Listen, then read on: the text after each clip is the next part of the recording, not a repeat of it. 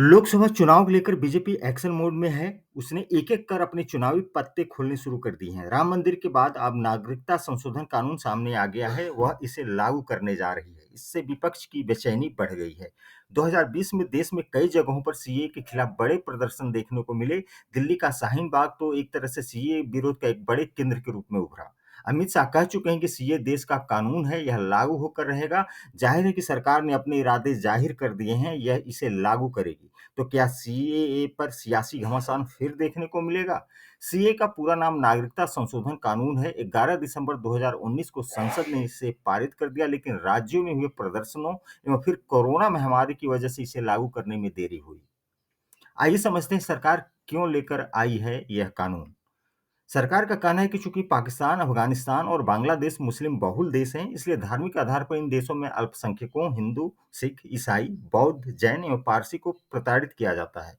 उनके साथ हिंसा होती है। इस प्रताड़ना से बचने के लिए इन देशों के अल्पसंख्यक भारत में शरणार्थी कर रह रहे हैं। ये लोग भारत की नागरिकता चाहते हैं। अब सीए कानून के तहत ये नागरिकता पाने के लिए आवेदन कर सकेंगे। यह कानून उन लोगों पर लागू होगा जो 31 दिसंबर 2014 को या उससे पहले पाकिस्तान, अफगानिस्तान और बांग्लादेश से भारत आए।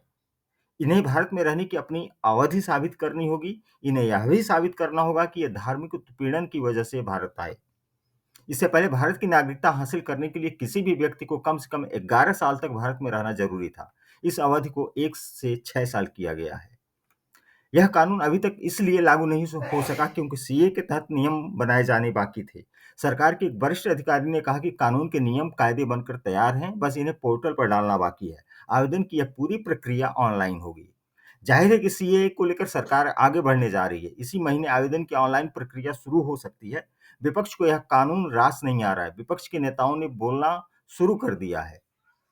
एआईएमआईएम के मुखिया असदुद्दीन ओवैसी कहते हैं कि यह कानून धार्मिक आधार पर तैयार किया गया है, जो कि संविधान का उल्लंघन करता है। ओवैसी कहते हैं कि सीए के बाद एनपीआर और एनआरसी आएगा। राजद नेता तेजस्वी यादव ने कहा कि चुनाव नजदीक आते ही भाजपा हिंदू मुसलमान करने लगती है। येचुरी इसे चुनावी हथकंडा बता रहे हैं। इस कानून का मुखर विरोधी ममता बनर्जी और नीतीश कुमार पहले ही कर चुके हैं।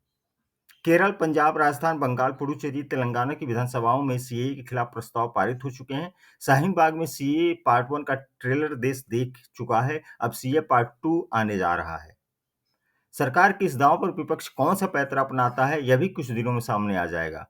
वीडियो पसंद आया हो तो इसे लाइक और शेयर करना और चैनल को सब्सक्राइब जरूर करें। धन्यवाद।